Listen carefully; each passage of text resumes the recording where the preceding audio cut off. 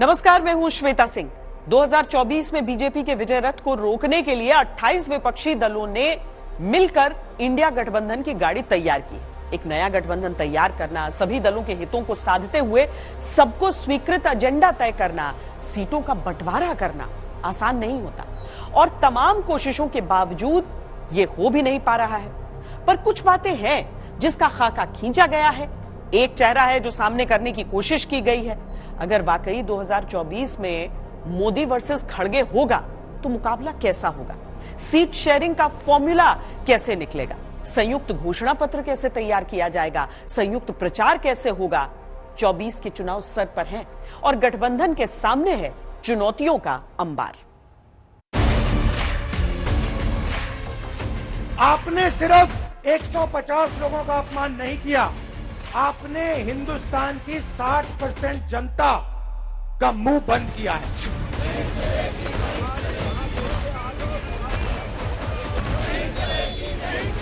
देश के संविधान पर देश की सरकार ने हमला बोला, देश के संविधान का गला घोटा जा रहा है। आज भारत का प्रजातंत्र खतरे में।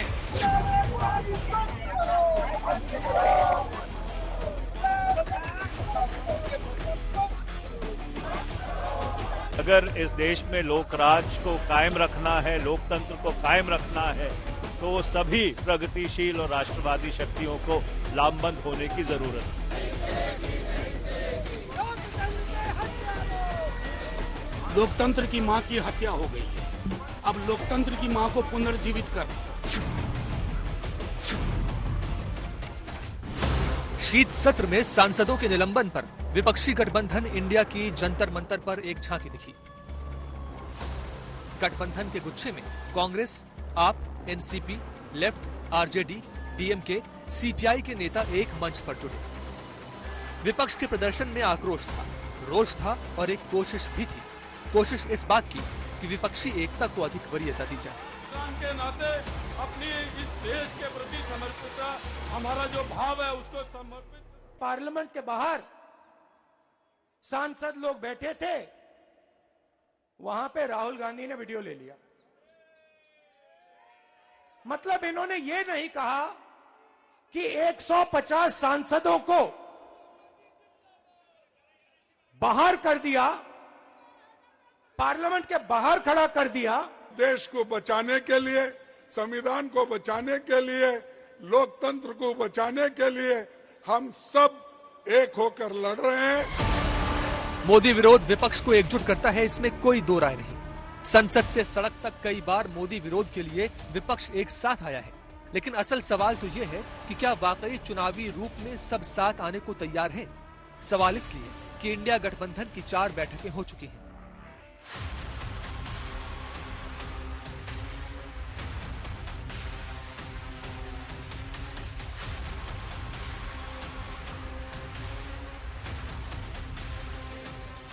गठबंधन की चौथी बैठक में फिर ये दोहराया गया कि 2024 में मोदी सरकार की हैट्रिक नहीं लगने दी जाएगी।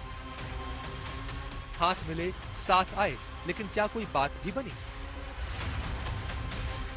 हमने पहले सभी लोग जीत के आना है, जीत के लिए क्या करना उसके बारे में हम सोचे। कौन प्राइम मिनिस्टर बनना ये बाद में की बात है। मोदी के सामने चेहरों की रेस में एक चेहरा भी सामने आया, लेकिन क्या उस चेहरे पर गठबंधन में सहमति बनी या खटक गया ये प्रस्ताव? प्रधानमंत्री के चेहरे से बड़ी बात यह है कि लोकतंत्र का मंदिर कहने वाली जगह पर लगातार सांसदों को बाहर निकाला जा रहा है। प्राइम मिनिस्टर कैंडिडेट वगैरह को लेकर भी चर्चाएं हुई हैं, लेकिन कोई फाइनल डिसीजन अभी नहीं हुआ है, अभी नाम तय नहीं हुआ है, बस अभी खाली प्रपोजल्स आए हैं। सीटों के बंटवारे का सवाल पटना की पहली बैठक से उठ रहा है। चौथी बैठक में भी सीट शेयरिंग पर क्या कोई एक राय बनी या उलझ गया ये दांव? कन्वीनर को लेकर सर कोई चुना गया? बहुत जल्दी सीटें डिस्ट्रीब्यूट होंगी और हम सब लोग जनता के बीच में दिखाई देंगे।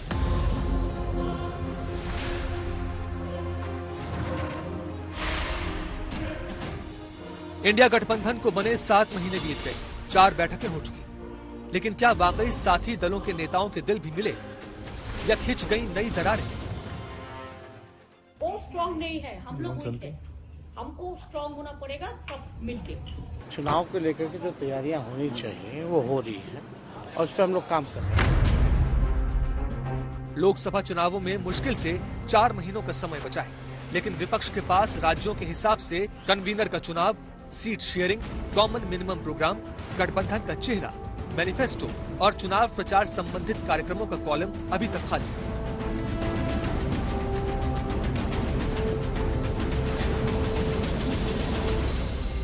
सीट शेयरिंग का सवाल है, साझा रैलियों का सवाल है, आधिकारिक ऐलान शीघ्र ही होगा और हम ऐसी स्थिति में दिख रहे हैं कि हम भारतीय जनता पार्टी को न केवल कड़ी टक्कर देंगे, हम उन्हें 2024 में उखाड़ देंगे। 4 मीटिंग्स का अभी तक का हासिल ये है कि पहली मीटिंग पटना में हुई तो उसके बाद केजरीवाल की नाराजगी की खबरें आई। दूसरी मीटिंग बेंगलुरु में हुई तो गठबंधन के नाम और संयोजक के पद को लेकर नीतीश कुमार की नाराजगी सुर्खियों में रही। तीसरी बैठक मुंबई में हुई, जिसके बाद ममता बनर्जी के गुस्सा हो जाने की खूब चर्चा हुई।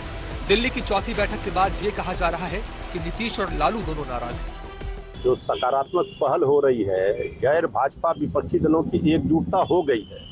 अब तो सीटों का बंटवारा हो, अन्य मुद्दा हो, इस पर बात होनी है। अब जो बैठक की तिथि तय होगी, सब लोग जुटेंगे और उसके अच्छे परिणाम भी आएंगे। इस सारे चीज के सूत्रधार नीतीश कुमार थे और उन्होंने ही ऐसे लोगों को एक मंच पे बैठाया जो एक दूसरे की तरफ देखते भी नहीं। न अब तक तय कोई एजेंडा, न गठबंधन का कोई झंडा। 31 दिसंबर तक सीट बंटवारे के फॉर्मूले पर गठबंधन में सहमति बनाने की बातें चली, यानी एक और तारीख मिली है गठबंधन को। फिलहाल आवाजें अब गठबंधन के खेमे से ही आ रही हैं कि बहुत देर हो रही है। हम उनके साथ हमारे क्षेत्र के रहे हैं और बिहार के मुख्यमंत्री हैं लगातार 18 साल से। हमारा पूरा हौसला है कि नीतीश कुमार के नेतृत्व में ही मोदी को हराया जा सकता है और पूरा देश आज उनकी मांग कर रहा है।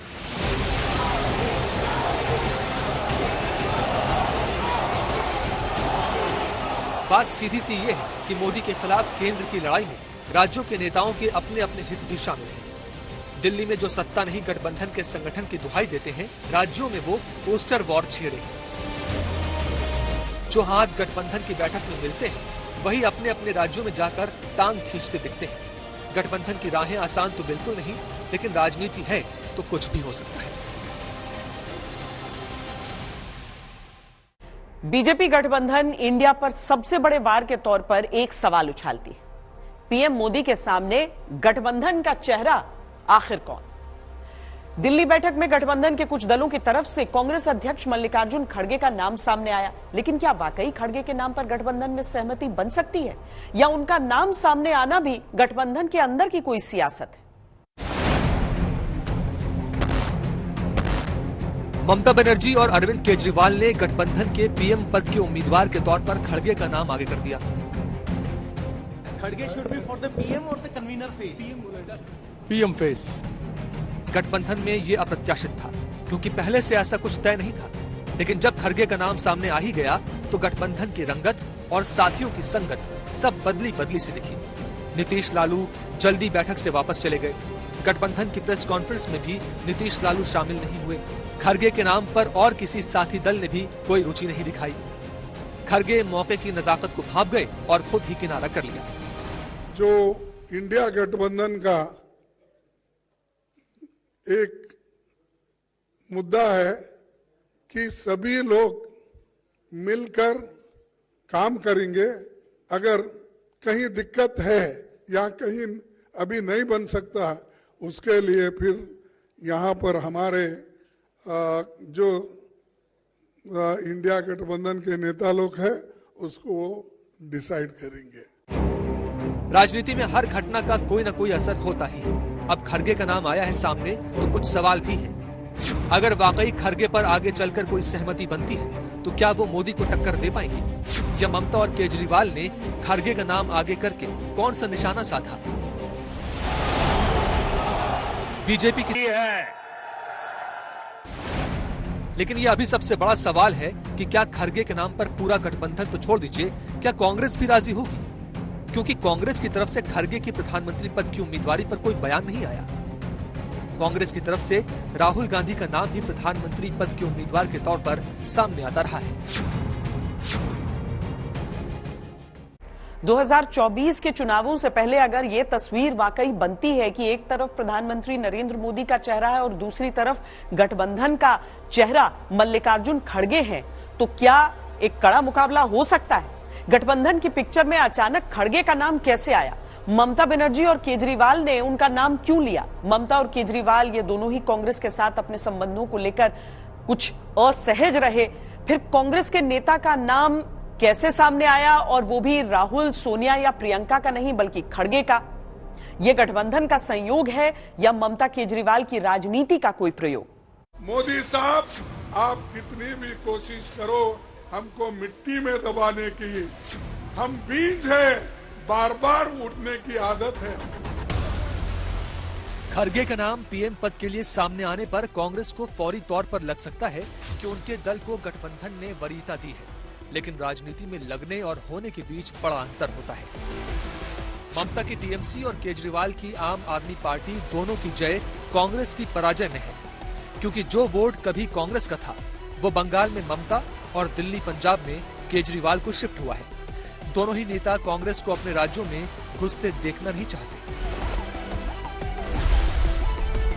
दोनों ही नेताओं की राज इकाइयां कांग्रेस के साथ गठबंधन को लेकर विरोध जताती रहती हैं। Would you like an alliance with the Congress in Bengal, or have they approached you for an alliance in Bengal? Somebody must bail the cat. Somebody must bail the cat, meaning?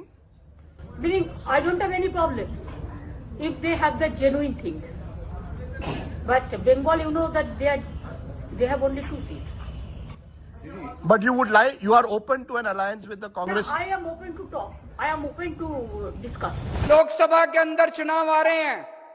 13 seat Punjab की है और 1 seat Chandigarh की है। मेरा दिल कहता है जिस तरह से अभी पंजाब के अंदर घर घर के अंदर खुशी छाई हुई है, किसी का बिजली का बिल बंद हो गया, किसी के बच्चे का एडमिशन हो गया, कोई तीर्थ यात्रा में चला गया, किसी का बिना रिश्वत काम होने लग गया, सारे हर आदमी को फायदा हो रहा है पंजाब के अंदर। 13 की 13 सीट आप आम आदमी पार्टी को दीजिएगा, हमारे हाथ मजबूत कीजिएगा। खरगे को उम्मीदवार बनाने के पीछे एक और सोच हो सकती है, वो ये कि बीजेपी के निशाने पर हमेशा ही कांग्रेस में गांधी परिवार रहता है। खड़गे है डमी, चलाएंगी मम्मी। देखिए, अंदर में क्या हुआ है ये तो किसी को मालूम है नहीं, और आधिकारिक रूप से किसी ने प्रेस को ब्रीफ नहीं किया है कि ममता ने खड़गे का नाम प्रस्तावित किया और फलाने ने ये किया। ऐसा कुछ भी किसी ने ब्रीफ नहीं किया है। अलायंस एकजुट, एक साथ मिलकर निर्णय लेती है और आगे चलकर भी निर्णय लेगी, और जब समय आएगा कि किसे क्या देना है और क्या करना है, वो एक साथ मिलकर आप सवाल करेंगे तो उसका जवाब मिल जाएगा। मुझे नहीं पता ये सूत्र कहाँ से आए, लेकिन जहाँ तक हम लोगों को पता है अपनी पार्टी लाइन की, कि प्रधानमंत्री के चेहरे की कभी कोई बात ही नहीं हुई है, और ये बात कभी भी नहीं रही है इस इंडिया अलायंस में, क्योंकि ये जो लोग बैठे हुए हैं ये जानते हैं कि लड़ाई को जीतना जरूरी है। प्रधानमंत्री का चेहरा कहीं भी हो सकता है। अब सवाल आता है कि खरगे ही क्यों ममता और केजरीवाल की पसंद बने, वो भी बिना कांग्रेस के नेताओं से मशवरा करें। जहां राहुल की दावेदारी कांग्रेस करती आई हो, वहां खरगे के नाम पर सहमति कांग्रेस के अंदर शायद ही बने। अगर बन गई तो ममता और केजरीवाल चुनाव प्रचार में ये कहने की स्थिति में होंगे कि उनकी पहल पर दलित को पीएम उम्मीदवार बनाया गया है। इस तरह राहुल गांधी या गांधी परिवार की दावेदारी खत्म हो जाएगी, क्योंकि जो खरगे के नाम पर विरोध करेगा वो दलित विरोधी माना जाएगा। और सबसे बड़ा पॉइंट ये कि किसी मजबूत प्रतिद्वंदी का नाम खरगे के सामने नहीं आएगा।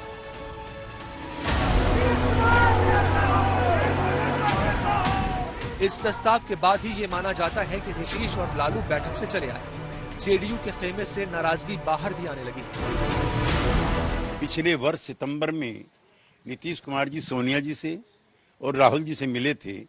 उसके बाद पटना में हम लोगों ने असंभव को संभव करके दिखाया, जब अरविंद केजरीवाल जी, ममता बनर्जी और अखिलेश यादव जी को कांग्रेस के नेताओं के पास बैठाया। इससे पहले वो तीसरे मोर्चे के निर्माण में लगे थे। उस मीत को भी तोड़ने का काम हमने ही किया कि तीसरा मोर्चा यानी पहला मोर्चा बनना चाहिए, लेकिन इतनी धीमी गति से हम चले हैं और हम आज भी लेट हो रहे हैं। बीजेपी बूथ वाइज कमेटियां बना करके चुनाव की तैयारी कर रही है और हम अभी अपने पुराने जो मतभेद हैं उनको भुलाने में भी नाकाम हैं। कहा जा सकता है कि कंधा खरगे का है, लेकिन बंदूकें गठबंधन की तरफ से कई हैं जो अपने अपने लक्ष्य भेदने पर लगी हुई है।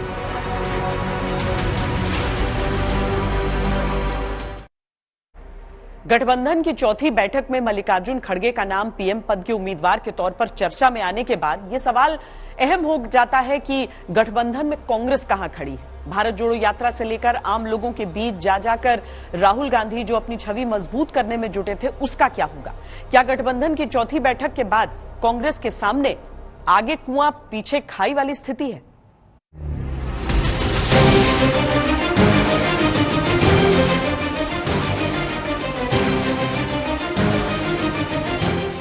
भारत जोड़ो यात्रा भी कर ली, खेतों में मेहनत भी हो गई, नौजवानों से बातें हो गई, ट्रक पर सवारी से लेकर सब्जी मंडी तक की यात्रा भी हो गई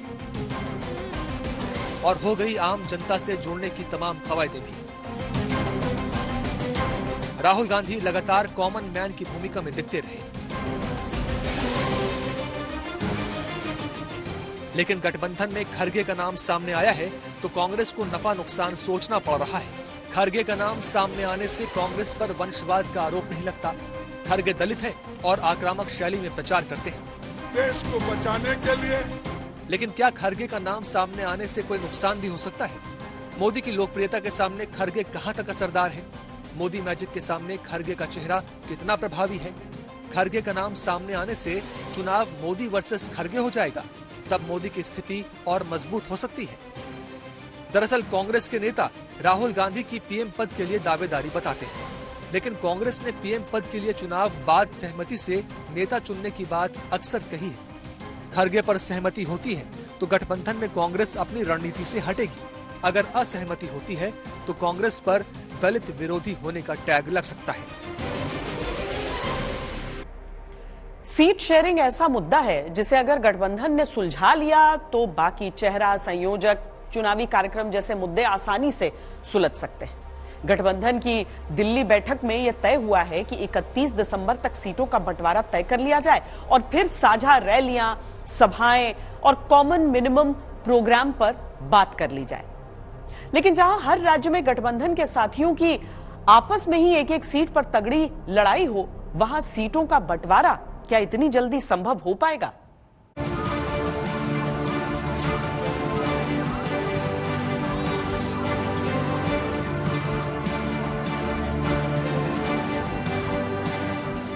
सीट बंटवारे की सबसे स्पष्ट तस्वीर यह है कि अधिकतर राज्यों में क्षेत्रीय पार्टियों और कांग्रेस के बीच ही सीटों का समीकरण सेट करना है। जहां कांग्रेस बीजेपी से सीधी टक्कर में है वहां भी, लेकिन कांग्रेस को गठबंधन के साथियों को संतुष्ट करना पड़ेगा।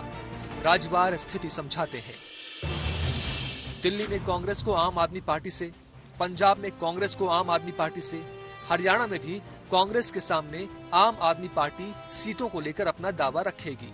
इसी तरह पश्चिम बंगाल में कांग्रेस को टीएमसी से सीटों का बंटवारा करना है। यूपी में अखिलेश की समाजवादी पार्टी से, बिहार में जेडीयू और आरजेडी से, तमिलनाडु में डीएमके से, महाराष्ट्र में शिवसेना और एनसीपी से कांग्रेस को सीट शेयरिंग पर समझौता करना है। सबसे बड़ा पेच फिलहाल कांग्रेस और आम आदमी पार्टी के बीच फंसा है।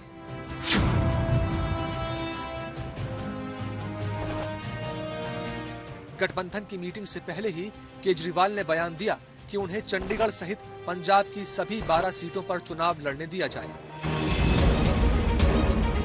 और अगर देखा जाए तो पंजाब में कांग्रेस और आम आदमी पार्टी तलवारें लेकर आमने सामने है।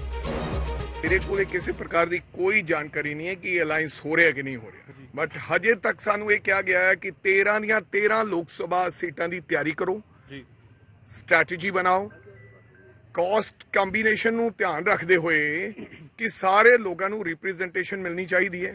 सो ਉਹਦੇ ਤੇ मैं काम कर रहा। अब अगर पंजाब और चंडीगढ़ को लेकर केजरीवाल का ये रुख है तो दिल्ली की 7 सीटों पर भी कांग्रेस के लिए क्या और कितनी जगह आम आदमी पार्टी छोड़ेगी, ये बड़ा सवाल है। अगर कोई बात बनी भी तो ये भी तय है कि केजरीवाल कांग्रेस से गोवा, गुजरात, हरियाणा पर भी मोलभाव करेंगे।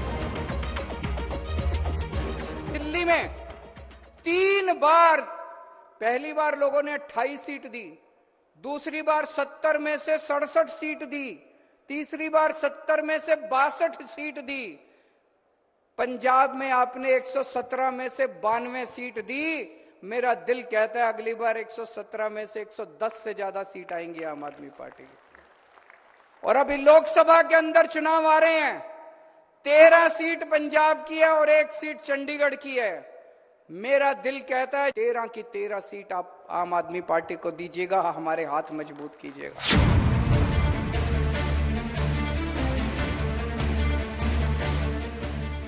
80 सीटों वाले उत्तर प्रदेश में भी सीट शेयरिंग की राह आसान नहीं है, क्योंकि कांग्रेस और समाजवादी पार्टी के रिश्ते हाल के दिनों में काफी तल्ख हुए थे। हाल ही में मायावती के गठबंधन में शामिल होने की बातों को लेकर भी कांग्रेस और समाजवादी पार्टी में तनातनी रही। अगर ये मुझे पहले दिन पता होता कि विधानसभा स्तर पर कोई गठबंधन नहीं है इंडिया का, तो हम उसमें कभी मिलने नहीं जाती हमारी पार्टी के लोग, न अपनी हम सूची देते कांग्रेस के लोगों को, न कांग्रेस के लोगों का फोन उठाते। लेकिन अगर उन्होंने ये बात कही है कि गठबंधन नहीं है, तो हम स्वीकार करते हैं गठबंधन नहीं है। और गठबंधन अगर केवल उत्तर प्रदेश में केंद्र के लिए होगा तो उस समय विचार किया जाएगा। उत्तर प्रदेश में कांग्रेस 20 से 25 सीटें मांग सकती है, जबकि अखिलेश कांग्रेस की जमीनी हकीकत के आधार पर सीटों का बंटवारा चाहते हैं। कांग्रेस के पास यूपी से सिर्फ 1 सांसद है और वो रायबरेली से सोनिया गांधी है। यूपी में राष्ट्रीय लोकदल भी है और पश्चिमी उत्तर प्रदेश में इसका अच्छा असर है। आरएलडी के साथ भी समाजवादी पार्टी को सीटों का बंटवारा करना है। जनवरी से कांग्रेस 11 जिलों में यूपी जोड़ो यात्रा करने जा रही है। ये अधिकतर वो क्षेत्र हैं जहां समाजवादी पार्टी और आरएलडी मजबूत है, यानी तय है कि गठबंधन की सियासत का असली इम्तिहान यूपी में होना है।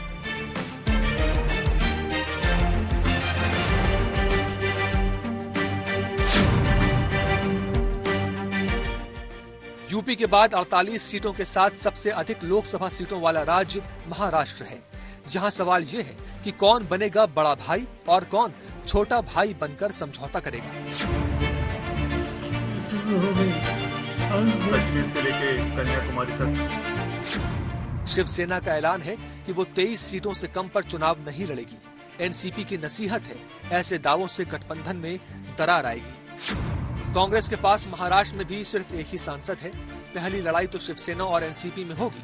उसके बाद कांग्रेस को क्या मिलेगा और कितना मिलेगा, इससे भी गठबंधन की गति काफी हद तक तय होगी।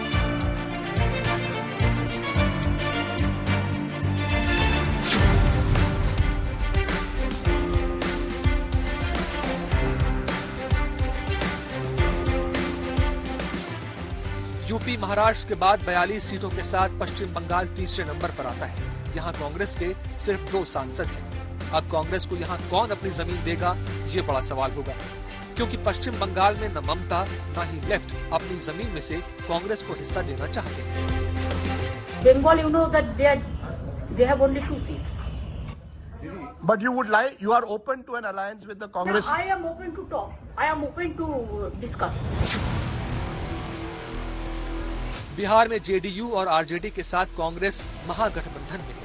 कांग्रेस को यहाँ कितनी सीटें छोड़ी जाएंगी या कितनी सीटों पर बात बनेगी, ये महत्वपूर्ण रहने वाला है।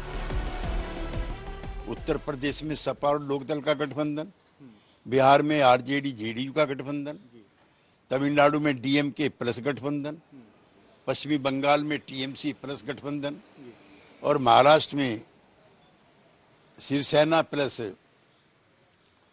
एनसीपी गठबंधन। इनको आगे रख करके जो क्षेत्रीय नेतृत्व है, जो उपराष्ट्रवाद का बड़ा चेहरा है उन राज्यों में, उनको आगे रख करके सीट शेयरिंग का फॉर्मूला बनाया जाना चाहिए, तभी सशक्त और मजबूत भाजपा से मुकाबला हो सकता है। गठबंधन की राजनीति में ये सबको पता होता है कि जितनी जिसकी संख्या उसकी सत्ता में उतनी ही भागीदारी। क्षेत्रीय दलों ने बार बार बयान दिए हैं कि कांग्रेस उन राज्यों पर फोकस करे जहां वो बीजेपी से सीधे मुकाबले में है, और यही सबसे बड़े विपक्षी दल कांग्रेस के सामने मुश्किल भी है कि गठबंधन का धर्म निभाए या सत्ता के लिए अपनी विरासत छोड़े।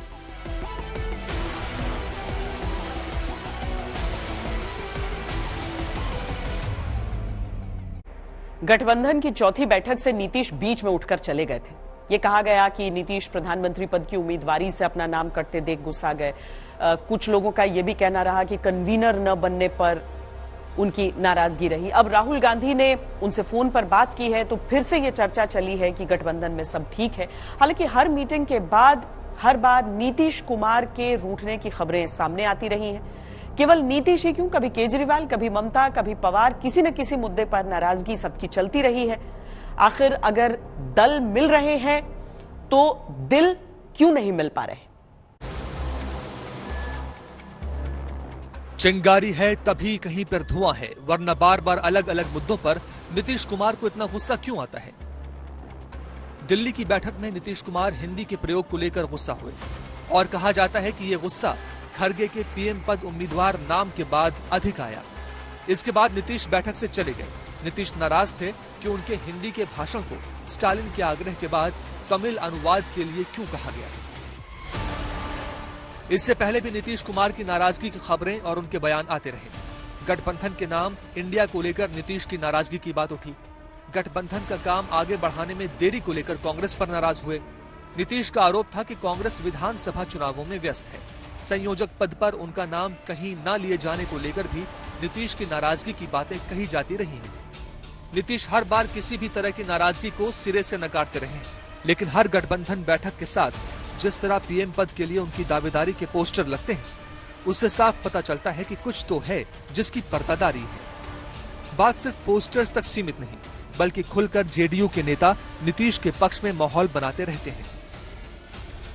माननीय मुख्यमंत्री बिहार प्रदेश जो बिहार के विकास पुरुष हैं और जिन्होंने बिहार के विकास को एक नई दिशा और दशा दी और बिहार को जिन्होंने एक पहचान दिया, उनको इंडिया गठबंधन को प्रधानमंत्री का दावेदार, प्रधानमंत्री का उम्मीदवार घोषित कर देना चाहिए। अगर इंडिया गठबंधन मुख्यमंत्री नीतीश कुमार जी को प्रधानमंत्री का उम्मीदवार घोषित करके, तो मुझे लगता है इससे इंडिया गठबंधन को काफी फायदा होगा, क्योंकि इंडिया गठबंधन में वही ऐसे नेता है जो काफी स्वच्छ छवि और ईमानदार छवि के नेता है, और उनके नेतृत्व में अगर हम चुनाव लड़ते हैं तो 2024 का जो चुनाव है, जो हम भाजपा के अगेंस्ट में लड़ रहे हैं, भाजपा के विरोध में लड़ रहे हैं, तो 2024 का चुनाव यदि हम अपना प्रधानमंत्री का चेहरा श्री नीतीश कुमार जी को बनाते हैं तभी जाके हम विजयी हो पाएंगे, वरना किसी दूसरे इंडिया गठबंधन में कोई वैसा दूसरा चेहरा नहीं है जिसको हम आगे करके और प्रधानमंत्री का चेहरा बना के चुनाव लड़ें। गठबंधन में ही सामना के जरिए शिवसेना भी गठबंधन की कार्यशैली पर प्रश्न चिन्ह खड़े करती रही है, और ममता बनर्जी तो खुलकर अक्सर सामने आ ही जाती है। मेरे को पता जिसमें नहीं है उसमें आप क्यों हमको पूछ रहा है? मेरे को पता नहीं है, मेरे को जानकारी नहीं है, इसी के लिए मैंने बाहर में प्रोग्राम रख दिया नॉर्थ बंगाल टूर में। उधर में हमारा 6-7 दिन का प्रोग्राम है, तो मेरे को जानकारी होता तो हम थोड़ा ही प्रोग्राम रखता, हम जरूर जाते, लेकिन हमारा पास कोई जानकारी नहीं है, इसी के लिए हम नॉर्थ बंगाल टूर में जा रहा है।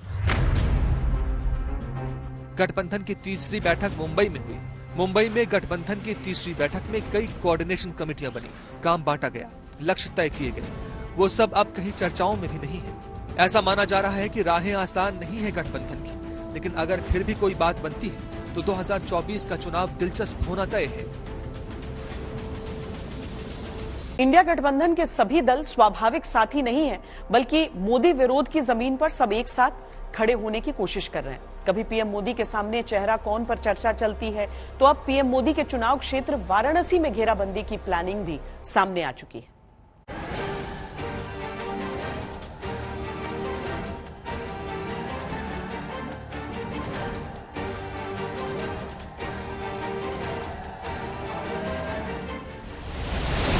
पीएम के लिए गठबंधन के उम्मीदवार के तौर पर ममता ने खरगे का नाम आगे बढ़ाया, तो ये प्रस्ताव भी रख दिया कि वाराणसी में पीएम मोदी के सामने प्रियंका गांधी को चुनाव लड़ाया जाना चाहिए। इसके बाद यूपी से लेकर दिल्ली तक बयानों का बाजार गर्म है। 19 के चुनाव में हो सकता है आपको भी याद हो, प्रियंका गांधी चुनार से एक नाव यात्रा निकाली थी। नाव यात्रा में उन्हें उम्मीद थी कि बनारस में लाखों की संख्या में लोग उनके स्वागत में खड़े होंगे।